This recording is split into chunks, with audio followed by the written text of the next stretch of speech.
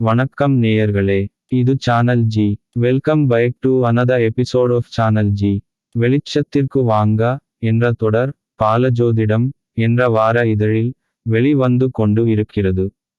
அதனை உங்களுக்கு படைக்கிறோம். கேட்டு மகிழுங்கள். கருத்துக்களை சொல்லுங்கள். இனி சிந்தனைக்கு வருவோம். வெளிச்சத்திற்கு வாங்க. என்னப்பா, நீ உப்பு போட்டு தான் சாப்பிடுகிறாயா என நாம் கேட்பதை பார்த்து இருப்போம். சிலர் அவர்கள் செய்யும் அக்கிரமங்களை எல்லாம் நாம் செய்வது போல திரித்து பேசுவார்கள். மற்றவர்களையும் அப்படியே நம்ப வைக்க முயற்சி செய்வார்கள். அது சரி, இவர்கள் எல்லாம் உப்பு போட்டு தான் சாப்பிடுகிறார்களா என்பது போல நமக்கு கேட்க தோன்றும். அப்படினா உப்பு போட்டு தான் சாப்பிடணுமா என்று கேட்டு பாருங்கள். உணவில் ஒரு நாள் உப்பு போட மறந்து விட்டால் சிலர் வீடுகளில் தட்டுக்கள் பறக்கும். அன்றைய பொழுது வீடே அலங்கோலமாக இருக்கும். தம்மா துண்டு சோறு, அதில தம்மா துண்டு உப்பு, அதுக்குன்னு இப்படியா என்று கேட்காதீர்கள். உப்பு இல்லா பண்டம் குப்பையிலே என்று அன்று சொன்னவர்கள் இன்று உப்பு இல்லா பண்டம் ஆனாலும் அவை தொப்பையிலே என்பது போல சொல்லிக் கொண்டு இருக்கிறார்கள்.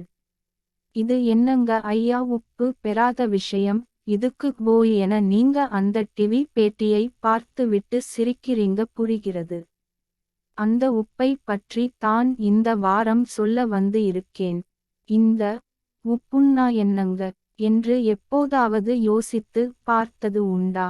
நாம் சாப்பிடும் உப்பு சோடியம் குளோரைடு என்பது போல வேதியியல் பார்முலா உங்களுக்கு சொல்ல போவது இல்லை. விவரமாக கேட்டுக்கொள்ளுங்கள். உப்பு என்றால் அன்பு என்று தான் பொருள். என்னது உப்புக்கும் அன்புக்கும் என்னங்க தொடர்பு என்பது போல யோசிக்காதீர்கள். ஊடி பெருகுவம் கொல்லோ நுதல்வெயற்பக் கூடலில் தோன்றிய உப்பு என்ற திருக்குறளை ஒரு முறை படித்து பொருள் தெரிந்து பாருங்கள். உங்களுக்கும் புரியும். இதை வைத்து தான் உப்பு அன்பு இல்லா பண்டம் குப்பையிலே என்று சொல்லி வந்தது. இதன் பொருள் அன்பு இல்லாமல் உள்ள உணவு பண்டம் பரிமாறப்படுமானால் அவை குப்பையில் போட வேண்டும் என்பது தான் கருத்து.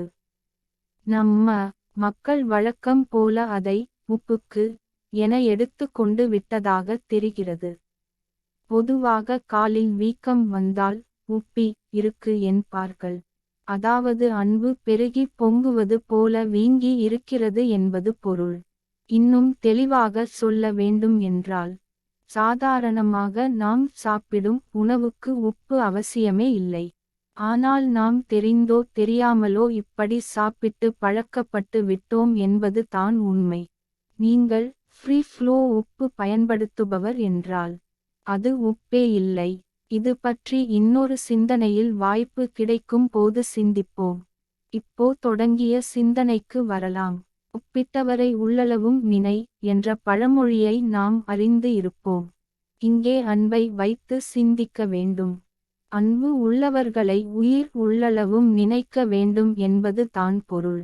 உப்பு போட்டு சோறு போட்டவரை என்று நீங்கள் தவறாக நினைத்து கொள்ளப் போகிறீர்கள்.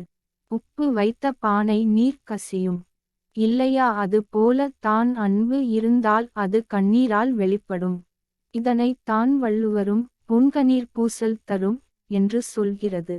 நமது தமிழர் கலாச்சாரத்திலும் பாருங்க, புதிய வீடு கட்டி கிரகப் பிரவேசம் போகும் போது உப்பை தான் முதலில் எடுத்து வைப்பார்கள். அன்பு கசிய வேண்டும் என்பதற்காக தமிழர் சாப்பாட்டில் இலையில் முதலில் உப்பை தான் வைப்பார்கள். அன்புடன் விருந்து படைக்கிறோம் என்பதை குறிப்பால் சொல்வதற்காக. ஆக உப்பு என்றால் சாப்பிடுகிற உப்பு அல்ல, அது அன்பு என்பதை புரிந்து கொள்ளுங்கள். அட, இதுக்கு தான் சாப்பாட்டில் உப்பு சேர்க்கிறார்களா என்று கேட்க வருகிறீர்கள் புரிகிறது. இதை வைத்து சோதிட சிந்தனை சொல்லி விடலாமே என்று தான் சிந்தனைக்கு வந்தது. உப்பு இல்லை இல்லை, அன்பு அன்பு உள்ளவர்கள் நமக்கு வாழ்க்கை துணையாக வந்து விட்டால் அப்புறம் என்ன, மற்றது தானே வரும் இல்லையா? இந்த குறிப்பு சரியாக உள்ளதா சொல்லுங்கள். ஒருவருடைய ஜாதகத்தில் சந்திரனும் புதனும் சேர்ந்தோ பலமாகவோ கோணாதிபதியாகவோ இருந்து விட்டால் அவ்வளவு தான் அன்பு மழை ஆனந்தமாக பொழியும். அன்பில் சிறந்தவர்கள் இவர்கள் தான் என்று அடையாளம் காட்டிவிடலாம். திருக்குறளில் அன்புடைமை அதிகாரமே இவர் தான் என்று சொல்லும்படி இருப்பார்கள். இயல்பான நிலையில் சொல்ல வேண்டும் என்றால் மூக்கிற்கு கீழே இவர்களுக்கு வியர்வை இருக்கும் அல்லது ஈர கசிவு இருக்கும். இது ஆணாக இருந்தாலும் பெண்ணாக இருந்தாலும் என்பதை அவரவர்கள் ஜாதகத்தைக் கொண்டு அல்லது அனுபவத்தைக் கொண்டு தெரிந்து கொள்ளலாம். அது சரிங்க ஐயா, திசை புத்தி என்று மாறிக்கிட்டே வருமே, அப்போ இந்த அன்பும் மாறிவிடாதா என்று கேட்க வருகிறீர்கள். புரிகிறது. உண்மை தான். அன்பு என்பது உணர்வு. அந்த நிலைப்பாட்டில் மாற்றம் வராமல் இருக்க இங்கே தான் கேது தொடர்பை பார்க்க வேண்டும். இதுவும் சேர்ந்து விட்டால் பிறவி குணத்தை மாற்ற முடியாது என்று சொல்வது போல அமைந்து விடும். அன்பு அகத்தில் இல்லாத உயிர் வாழ்க்கை என்று திருக்குறள் சொல்லி இருப்பது போல அமைந்து விடாமல் இருக்க வேண்டும். இந்த குறிப்புகளை திருமண பொருத்தத்தில் மட்டுமல்ல காதல் பொருத்தத்திலும் பார்த்து கொள்ள வேண்டும். அன்பு உதட்டில் இருந்து வழியக்கூடாது, உள்ளத்தில் இருந்து பொங்க வேண்டும் என்பதை புரிந்து கொள்ளுங்கள். அதனால் தான் உப்பு என்றால் அன்பு என்று பொருள் என உலக புகழ் பெற்ற வின்ஸ்லோ அகராதியும் சொல்லும். உப்பு கசியும் என்பது போல அன்பும் கசிய வேண்டும். நல்லதே நினைப்போம், நல்லதே நடக்கும்.